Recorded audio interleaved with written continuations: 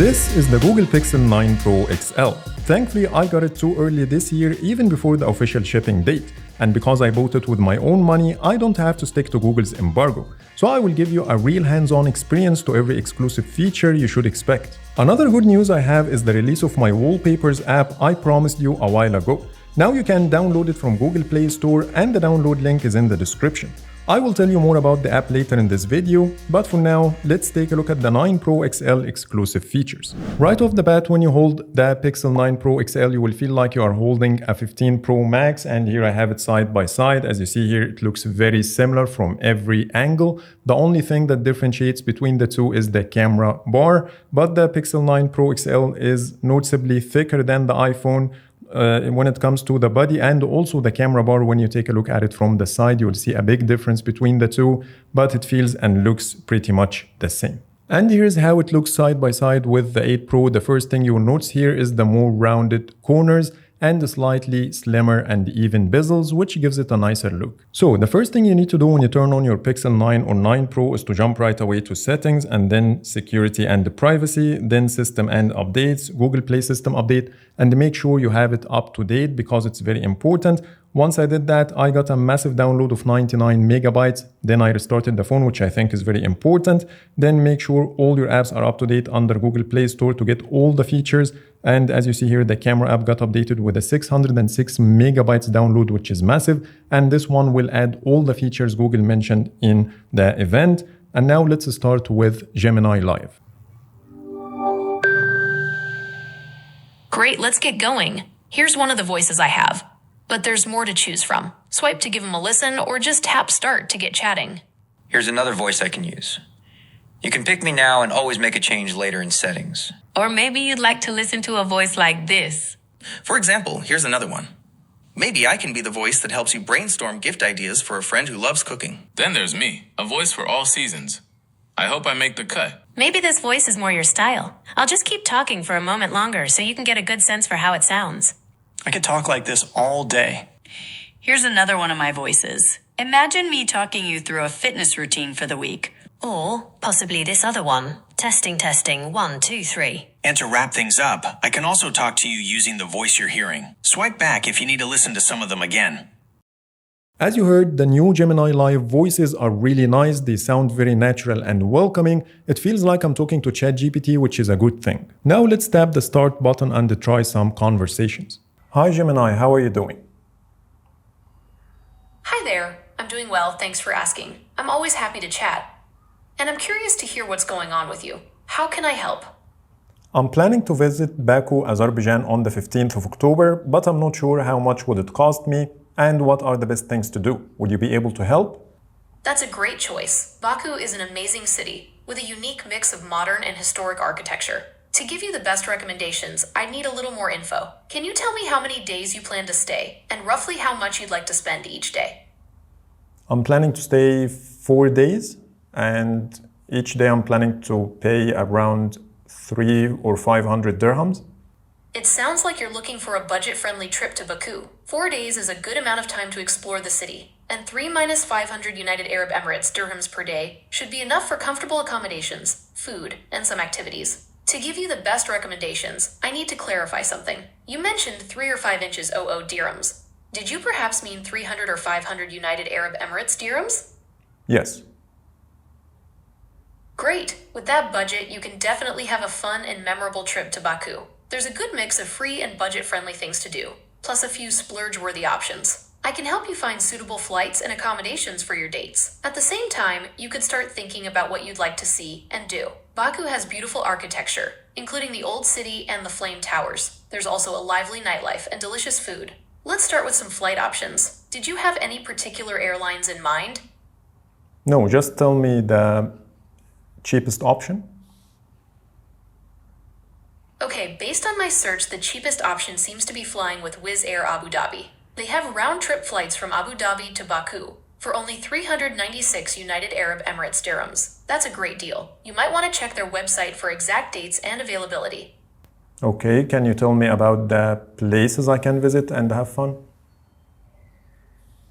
Absolutely. Baku has a lot to offer. There's definitely something for everyone. Since you're interested in budget-friendly options, I can recommend some free and low-cost activities. For history and architecture lovers, the Old City is a must-see. You can wander through the narrow streets, check out the Maiden Tower, and explore the palace of the Shirvanshahs. I'm sorry for Both interrupting are you. UNESCO World Heritage. I'm sorry for interrupting you, but can you No tell worries me at all. more? Sometimes- Can you tell me more about the accommodation cost per day? Of course. Accommodation costs in Baku can vary depending on what you're looking for. You can find hostels for as little as 30 United Arab Emirates dirhams a night, which is a great budget-friendly option. If you'd prefer a hotel, what you about can find decent 200 options. dirhams a day for accommodation? Like, You might have better luck finding budget-friendly options around 100 to 150 AED. Remember, you can always try to negotiate a better price directly with the property, especially if you're booking for multiple nights. okay, that's a great help. You're very welcome. I'm happy to help plan your trip to Baku. If you have any other questions or need more specific recommendations, feel free to ask. Have a great time. I didn't expect Gemini Live to be that impressive. As you heard, the conversation was very natural and useful. I felt like I'm talking to a real human being. And there are some important points worth mentioning. First, it kept asking me follow-up questions, which I really liked, to understand more about my trip and give me the best information, and I was able to interrupt it and it handled the situation really well. I think ChatGPT is getting some competition here, so stay tuned for my upcoming videos comparing both. The second feature I'm going to show you is the Screenshots app. When you first open it, it will give you an idea about how the app works, so let's jump right away into it. Once I tapped on the turn on button, it started to download some AI models on device to process my screenshots. You will notice here, there is a glyph icon at the bottom right corner that looks like a clock. That means that this image is not yet processed. And when you go inside, scroll down, it says here AI processing will finish in the background later. You can also process this image now. And when you tap on process now, it will give you this AI animation, which will also appear in the grid. It looks really nice, similar to the circle to search feature. On top of this, you have the ability to add a custom note for easier search. You can use the keyboard or the microphone, which has Material U design. You have the Add to Collection button, which I'm going to talk about later. Then we have 3 quick shortcuts, one to share, one to edit in the markup app, or set a reminder, which is very handy. Now let's talk about the collections. When you scroll all the way up, you will see a plus button to create a new collection, which will help you organize your screenshots. So I'm going to call this one Receipts and add a few of them, like this, and then tap the tick button. Now the collection is created. Then you will find it later at the very top in a horizontal carousel, similar to Google Photos. If you want to add a screenshot to your collection, scroll all the way down and then tap the plus button, select it, and then tap on save. When you go inside the collection itself, you have the ability to edit by adding more screenshots or delete it if you want. Until it finishes processing all my screenshots, let me show you even more. From the main page, you don't have the ability to multi-select, but you have to go inside by tapping on the arrow. Here you can also change the view to make it smaller or bigger, with the ability to multi-select for bulk actions. But the only thing you can do here is to delete the screenshots.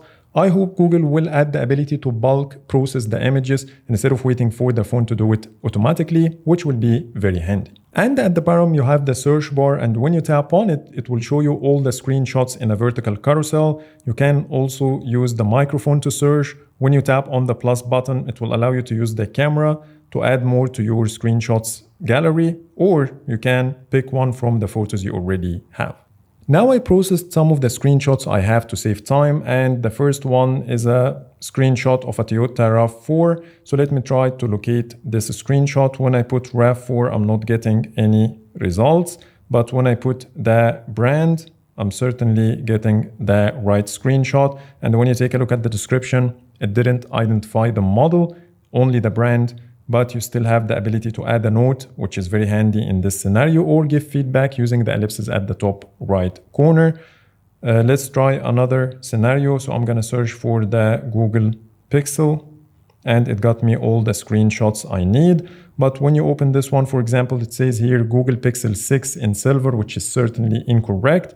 This one, it says here it's an S22 Ultra, which is also incorrect. So you are not getting perfect results, but it will save you some time to locate your screenshots, in addition to the collections, which is also a handy feature. Now let's talk about what's new under camera. And the first thing I'm going to talk about is the Add Me feature that you will find its tab over here. This feature will allow you to take photos with your friends without the need to get help from others because you can add yourself later to the scene as explained in this tutorial. Step number 1 is to take a shot and leave a space for yourself. So let's tap OK and give it a try. It says here, Add Me works best in a bright static scene with a detailed background. So this is not the ideal scenario, but first you need to move the camera just a little bit to scan the area and get the shutter key activated. Then you can tap the shutter key to take the shot and then hand over the phone to the other person, which will finish the process. It will show you this white box to align things perfectly and then snap the other shot and it will merge both photos. But because nothing changed, you won't see any difference. But let me try it in a real life scenario to show you how it works. Here I tried the feature with my friend. The phone almost immediately scanned the area and allowed me to snap the first shot. Then we switched places. As shown here, it overlays the first shot on the viewfinder to give the second person the ability to place the subjects properly with a white box that turns into red if the frame is misaligned. Even though my friend was far from accurate in aligning the frame, the phone delivered very convincing results. And what impressed me the most is how our arms intersect as if we are standing next to each other in real life. And if I didn't see how this picture was taken, I won't be able to tell if it's an edited photo, which is insane. So Google did an amazing job here. The second camera feature we have is the panoramic night sight photos. When you jump to the Panorama tab, you will see a brand new interface. For reference, here is how it looks on the 8 Pro. First, we have a bigger viewfinder, and at the top, all the photos you snap for your Panorama will appear. Here we also got this new leveling bar, same as the normal photos, which is missing from the previous model. And when you jump to settings, you will see some differences too. First, you have the ability to activate night sight. You can make it auto or force it all the time. Plus, you can pick the direction for your Panorama, while here on the 8 Pro, it picks the direction automatically. The only thing missing from the newer model is the sound or audio recording. I couldn't find this option over here. Plus, you have the ability to change the direction by tapping on this thumbnail at the top, which is a quick shortcut. And now let me show you a side-by-side comparison between both phones taking the same night panorama shot to show you how massive is the difference in quality. Here's the first example, and this one was taken in complete darkness. You can see how the 9 Pro image is much more detailed, which is mind-blowing. Let me also show you another one to better understand how amazing is this feature. So if you are into panorama shots, you will be impressed. Now let's talk about Video Boost, as it got tons of new improvements. The first one is the ability to record in 4K resolution up to 20x zoom. When you compare this to the 8 Pro of last year, you only get 2x, so now we have 10 times more zoom range. And let me tell you that this feature is another level, so let me show you a quick sample. First, look at how smooth is the lens switching, moving from 1x all the way up to 20x. Plus, the stability of this video is impressive considering that I'm holding the phone by hand. When it comes to the quality, I see every single detail, and to get an idea about how insane is Google processing, look at the place at 1x. This feature uses the super res zoom technology we get in normal photos but for videos, and because it applies the enhancement on each frame, it requires a lot of processing, which in return requires uploading to the cloud as expected, so I think this one is worth the wait. I also tried it at night and it wasn't as good as the morning video, which is expected, but still getting this quality in a very dark area at 20x zoom handheld is really good. I expect this feature to work great in concerts which have better lighting. Talking about night videos, now we have a separate night sight tab under the video recording, which the 8 Pro didn't have. Previously, the phone used to enable night sight for videos automatically based on the lighting condition, but now you can force it manually, but I'm not sure if it's any different from the one we get under the normal video tab or not. Another improvement you get with Video Boost is the ability to record 8K videos at 30 frames per second. Once you enable 8K, it will automatically activate Video Boost, which means it requires uploading to the cloud to get upscaled by Google servers, unlike Samsung phones that record 8K videos natively. This one will give you the chance to record using the main camera or the telephoto. And now let me show you some quick samples comparing the 4K and the 8K resolutions. When it comes to the colors reproduction and exposure, they look identical, but the 8K video is a lot crisper with much more details. The file size is 1.2 gigabytes for a 40 seconds video versus only 314 for the 4K version. I recommend watching this part on a big screen to better see the difference. Let me also show you the night 8K video. Unfortunately, I forgot to record the 4K version at night, so I will show you this in my upcoming camera comparison. But anyways, the video quality is impressive, same as the image stabilization, with tons of details for such a dark scene. So overall video boost is definitely worth trying on the 9 Pro XL. Next, we have the upgraded 42 megapixel front-facing camera, which is a big jump from the 10.5 megapixels of the 8 Pro. Plus, you get a wider field of view, which is equivalent to 17 millimeters focal length versus 20 millimeters on the previous model. And now let me show you some side-by-side comparisons to see the difference in quality. The first difference I see is the warmer white balance of the 9 Pro XL, which looks better in my opinion. And you can certainly see the difference in the field of view. When it comes to the details, the 9 Pro XL is also better, but the difference is not massive. Here's the same shot at 0.7x that shows how wider is the field of view when compared to the 8 Pro, which is better for group selfies. This is another sample in a darker place, and here they look almost identical, and this is the 0.7x version. So overall, we have a better selfie camera, but the difference is not massive. And the last thing I'm going to talk about in this chapter are some features related to the camera app itself. The first one is the new icons for the top shot feature. And for reference, here is how it looks on the Pixel 8 Pro. The second new change is the addition of the 5 seconds option to the timer, which was missing from the previous version. And when you go to more settings, now we have the guided frame accessibility feature as a toggle, which you can turn on from here instead of using a separate app like before, and it works exactly the same. And now let's talk about the missing features.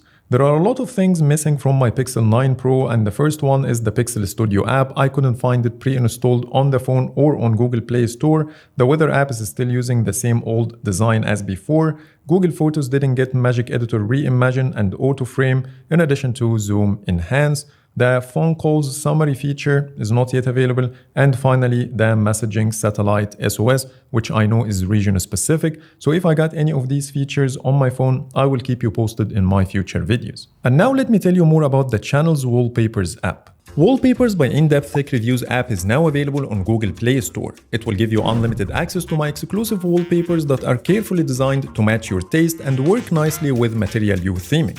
But there is even more. The app will give you the flexibility to edit your lock and home screen wallpapers separately. You can add blur, adjust the brightness, or even change the colors to make it your own. And to match the edits for both screens, tap the Copy Edits button so you don't have to repeat yourself. Lastly, you can save and sync your favorites across all your devices by signing into your Google account. The app is available on Google Play Store with a 50% discount for the first month to be at $1.99 instead of $3.99, and here's what you will get. Lifetime access to all wallpapers, 12 new exclusive wallpapers every week, plus all the previously mentioned features.